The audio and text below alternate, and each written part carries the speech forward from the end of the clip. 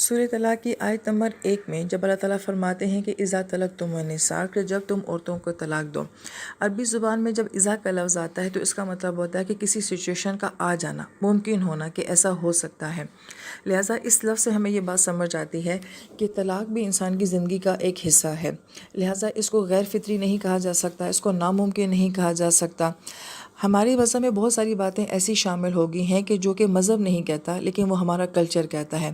مثال کے طور پہ کہ ہمارے معاشرے میں طلاق کو ایک موت سمجھا جاتا ہے، جبکہ قرآن تو اس کو ایز اے موت نہیں بیان کرتا یا اتنا برا معاملہ اس کو نہیں بیان کرتا۔ جیسے کہ ہمارے کلچر میں یہ بات شامل ہے کہ بچیوں کو کہا جاتا ہے کہ اب تمہارا سسرال سے جنازہ ہی نکلنا چاہیے، لیکن قرآن تو ایسی کوئی بات نہیں کہتا۔ وہ جو تو کہتا ہے کہ اخلاقیات کا اعلیٰ معیار ہونا چاہیے، رشتے کو نبھانا چاہیے، مگر ایسا ہو جائے کہ دو لوگوں کی آپس میں سوچ نہیں ملتی ہے، عمل نہیں ملتے ہیں اور ان دونوں کو علیحدہ ہونا ہی مناسب ہے تو بالکل علیحدہ ہو جانا چاہیے۔ لہٰذا آیت مبارکہ کے آنے والے حصے میں یہ بتایا جاتا ہے کہ اگر عورت جو ہے وہ فاحشہ مبینہ ہو جائے تو پھر جو ہے آپ اس کو طلاق دے سکتے ہیں، یا مرد کی طرف سے کسی بھی قسم کے حقوق میں کمی کوتاہی کا معاملہ ہو، کسی بیماری کا معاملہ ہو، یا وہ ساری عذر جو شریعت بیان کرتی ہے، اس وجہ سے بھی عورت جو ہے مرد سے طلاق لے سکتی ہے۔ مگر بعض اوقات ایسا بھی ہوتا ہے کہ کوئی بہت بڑی وجہ نہیں بھی ہوتی، محض یہ ہوتا ہے کہ دونوں کی سوچ آپس میں نہیں ملتی ہے، جیسے کہ حضرت زینب رضی اللہ تعالیٰ عنہ اور حضرت زید رضی اللہ عنہ کے درمیان کا معاملہ ہے۔ تو وہاں پہ محض یہ معاملہ تھا کہ دونوں کا کیلیبر ایک طرح کا نہیں تھا، تو خاندانی معاملات جو تھے وہ ایک طرح کے نہیں تھے، تو انہوں نے کہا کہ بس مجھے رہنا پسند نہیں ہے، میں نہیں رہنا چاہتی، تو گویا کہ وہاں پہ بھی نبی علیہ السلام نے ان کو اجازت دے دی سیپریشن کی۔ تو ضروری نہیں کہ کوئی بہت سویر سچویشن نہیں ہو تو اسی وقت میں جو ہے رشتہ ختم کیا جا سکتا ہے۔ اگر دو لوگ آپس میں ایک دوسرے کے لیے ایک دوسرے کو مناسب نہیں سمجھتے ہیں تو تب بھی جو ہے شریعت ہمیں اس بات کی اجازت دیتی ہے۔ تو اگر ان باتوں کو دیکھا جائے تو پھر ہمیں یہ بات سمجھ آتی ہے کہ طلاق کا ہونا جو ہے یہ بھی زندگی کے مراحل میں سے ایک مرحلہ ہے، اگرچہ اس کو پسند نہیں کیا گیا، کوئی اس کو چاہتا نہیں ہے کہ ایسا ہو، مگر اگر کسی کے ساتھ ایسا ہو جائے تو اس کو بھی اسی دنیا کا انسان سمجھا جائے اور اس کو بھی ویسی عزت دی جائے، یہ نہ سمجھا جائے کہ اس کے اوپر ایک ایسا داغ لگ گیا ہے جو کسی صورت میں دھل ہی نہیں سکتا، اور بالخصوص خواتین کے ساتھ۔ تو گویا کہ اس معاملے کی نوعیت کو یوں بیان کرنا کہ ایسا ہو جاتا ہے، اذا طلقتم النساء، کہ ایسا ہو جاتا ہے کہ جب عورتوں کو طلاق دینے کی نوبت آ جائے۔ لہٰذا ہم صحابہ کرام کی زندگی میں دیکھتے ہیں، صحابیات کی زندگی میں دیکھتے ہیں کہ ان کی طلاقیں ہوئی بھی ہیں اور انہوں نے طلاقیں دی بھی ہیں، انہوں نے طلاقیں لی بھی ہیں،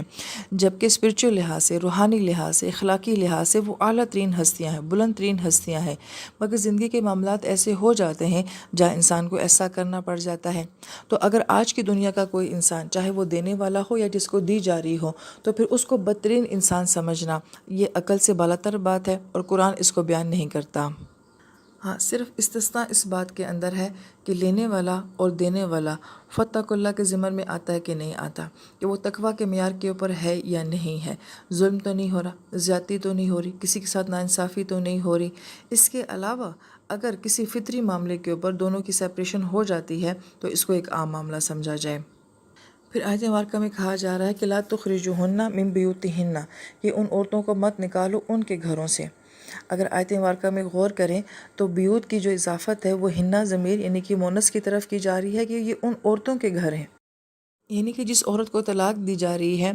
اللہ تعالیٰ یہ کہہ رہے ہیں کہ یہ گھر ابھی اسی عورت کا ہے، اور اگر یہ عورت اسی گھر میں اپنی عدت گزارنا چاہتی ہے تو یہ اس کا حق ہے کہ وہ اس گھر میں اپنی عدت گزار سکتی ہے۔ اہل علم یہ بیان کرتے ہیں کہ اس کے اندر بھی اللہ تعالیٰ کی طرف سے بہت حکمت ہے، کیونکہ میاں بیوی ایک دوسرے کی شخصیت کو بڑے اچھے انداز سے جانتے ہیں۔ اگر وہ اسی گھر میں رہے گی تو عورت جو بھی سمجھدار ہوگی وہ بہت سارے ایسے انداز اختیار کرے گی جس کی وجہ سے وہ شوہر کو دوبارہ اپنی طرف مائل کر سکتی ہے۔ مردوں کی کمزوری کھانے پینے کی بھی ہوتی ہے، شہوت کی بھی ہوتی ہے، اور بہت سارے گھریلو معاملات میں بہت ساری چیزیں ایسی ہوتی ہیں کہ اگر اس وقت میں عورت ان کو بڑے اچھے طریقے سے مینیج کر لے تو ہو سکتا ہے کہ شوہر یہ سوچے کہ میں غلط کام کر رہا ہوں، میں غلط فیصلہ کر رہا ہوں، مجھے اپنے فیصلے کی طرف سے جو ہے وہ رجوع کر لینا چاہیے۔ اور بعض اہل علم یہ کہتے ہیں کہ ایک گھر میں رہنے کا یہ فائدہ ہوتا ہے کہ ماں باپ کی وجہ سے، بہن بھائیوں کی وجہ سے یا بچوں کی وجہ سے آپس میں بہت ساری باتیں کرنی ہوتی ہیں، معاملات ہوتے ہیں۔ جب آپ ایک ہی گھر میں رہتے ہیں تو آپ کا بار بار ایک دوسرے کے ساتھ واسطہ پڑتا ہے، تو اس میں بہت زیادہ چانسز ایسے ہوتے ہیں کہ بات دوبارہ نارمل ہو جائے، لیکن جب آپ دور چلے جاتے ہیں تو چھوٹی بات بھی کیا ہوتی ہے وہ بڑی بن جاتی ہے۔ لہٰذا اس کے اندر بڑی حکمت ہے کہ عورت جو ہے وہ اسی گھر کے اندر رہ کے اپنی عدت گزارے گی، تو اس میں ایک سمجھدار عورت کے لیے اور ایک سمجھدار مرد کے لیے بہت زیادہ چانسز ایسے ہوتے ہیں کہ وہ اپنے اس فیصلے کو روک سکے۔ پھر طلاق کے ضمن میں جو بڑی اہم بات کہ شریعت ہمیں یہ کہتی ہے کہ حالت حیض میں عورت کو طلاق دینا حرام ہے۔ طہر کی حالت میں، پاکیزگی کی حالت میں عورت کو جو ہے وہ طلاق دینی چاہیے۔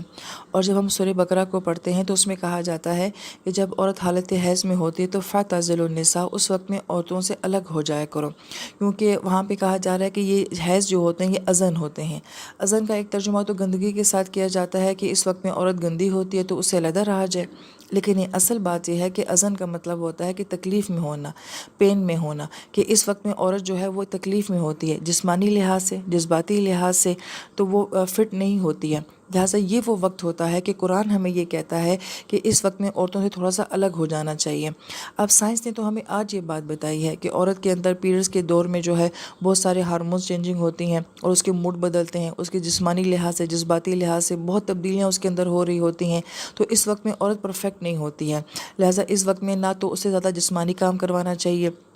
اور نہ ہی عورت سے ڈیمانڈ کرنی چاہیے کہ وہ ایموشنلی آپ کو بڑا زبردست قسم کا رسپانس دے، کیونکہ اس کے اندر بہت سارا ایسا کچھ ہو رہا ہوتا ہے کہ وہ پرفیکٹ نہیں ہوتی ہیں۔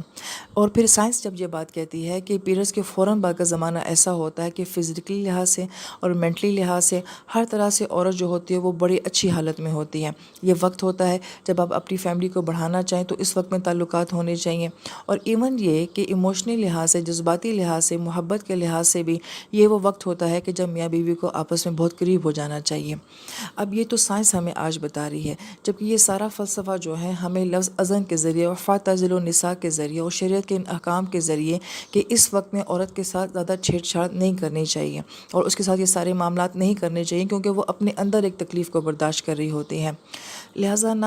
دینے والوں کو یہ بات سمجھ آتی ہے، اور جن کے بارے میں یہ سارے حقوق بیان کیے جا رہے ہیں یعنی کہ عورتیں، اور ان کو خود بھی نہیں پتہ کہ ہمارے لیے قرآن ہمیں کتنا ڈیفینڈ کرتا ہے۔ اب کون اس ساری سائیکی کو سمجھتا ہے، کون اس نفسیات کو سمجھتا ہے کہ عورت کو اس حالت میں زیادہ نہیں چھیڑنا چاہیے، اس کا تھوڑا سا خیال رکھنا چاہیے، اور اس وقت میں وہ جو اپنے موڈ کے لحاظ سے ذرا اوپر نیچے ہو جاتی ہے تو اس کو ذرا درگزر کر دینا چاہیے، کیونکہ یہ سب اس کے اندر فطری لحاظ سے سب کچھ ہو رہا ہے۔ لہٰذا ہمارا المیہ ہے کہ ہم قرآن نہیں جانتے، لہٰذا ہم ایک دوسرے کے جذبات کو بھی نہیں سمجھ پاتے، ایک دوسرے کی فزیکل کنڈیشن کو بھی جو ہے وہ نہیں سمجھ پاتے، لیکن شریعت نے ہمیں ہر طرح سے بات سمجھا دی ہے کہ کس وقت میں کیا کرنا چاہیے۔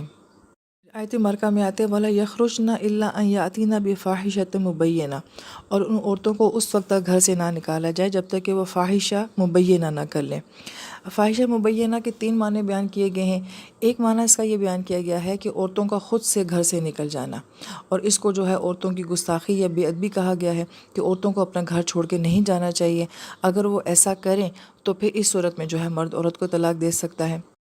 اور پھر فاحشہ مبینہ کا جو دوسرا معنی بیان کیا گیا ہے اس میں لفظ مبینہ کو دیکھنا چاہیے کہ یہ باب تفعیل سے مبالغے کا صیغہ آتا ہے، کہ کسی کام کا بہت زیادہ کھل کر کرنا، سر عام کرنا، جیسے کہ مبینہ لفظ جو ہے یہ بانا یبینو سے ہے، کسی بات کو واضح کر دینا، صاف کھل کے بیان کرنا، جیسے کہ ہم اردو زبان میں کہتے ہیں کہ بیان کرنا، آپ اس بات کو بیان کریں، یعنی کہ صاف اور واضح طور پہ بیان کریں۔ تو فاحشہ مبینہ کا مطلب یہ ہے کہ کسی بے حیائی یا بدکاری کے کام کو بہت زیادہ کھل کر کرنا۔ دوسرا معنی جو فاحشہ مبینہ کا بیان کیا جاتا ہے اسی ضمن میں وہ زنا کا ہے اور بدکاری کا ہے، کہ اگر کوئی عورت جو ہے وہ کھل کر بے حیا ہو جائے، بدکاری کرے، تو اس صورت میں مرد کے پاس کوئی جواز باقی نہیں رہ جاتا کہ وہ ایسی عورت کو طلاق دے دے۔ پھر فاحشہ مبینہ کے ضمن میں جو ضمناً بات کی جاتی ہے وہ یہ کہ آیت مبارکہ میں کہا جا رہا ہے کہ اگر کھل کر ایک عورت اتنی بڑی بدکاری کرے تب بھی اس کو طلاق دے دینی چاہیے، کیونکہ سورہ نور کا موضوع ہے کہ غیرت کے نام پہ جو ہمارے معاشرے میں قتل ہوتے ہیں، کہ چھوٹی چھوٹی باتوں کے اوپر، چھوٹے چھوٹے الزامات کے اوپر بھی جو ہے وہ عورت کا قتل کر دیا جاتا ہے، جبکہ قرآن یہ کہتا ہے کہ اگر وہ کھل کر بھی بے حیائی کرتی ہے، سر عام بھی کرتی ہے، تو ٹھیک ہے، مت رکھو اس عورت کو اپنے ساتھ، طلاق دے دو، مگر قرآن یہ نہیں کہتا کہ اس کو گولی مار دو، اس کو قتل کر دو۔ اور پھر فاحشہ مبینہ کا تیسرا معنی جو بیان کیا جاتا ہے کہ عورت کا بد زبان ہو جانا اور لڑائی جھگڑا کرنا، کہ اگر عورت اس حد تک بد زبان اور جھگڑالو ہو جائے کہ اپنے شوہر سے بدتمیزی کرے یا اس کے متعلقین جو اس کے رشتہ دار ہیں ان کے ساتھ اگر بدتمیزی کرے تو پھر مرد جو ہے وہ عورت کو طلاق دے سکتا ہے۔ بہت غور طلب بات یہ ہے کہ ہم فاحشہ لفظ اب اپنی اردو زبان میں استعمال کرتے ہیں تو ہمارے ذہن میں اس سے بہت بری عورت کا تصور آتا ہے، لیکن ہم یہ نہیں سوچتے کہ ہر بدتمیز عورت کو بھی قرآن جو ہے وہ فاحشہ کہتا ہے، لڑائی جھگڑا کرنے والی عورت کو بھی فاحشہ کہتا ہے۔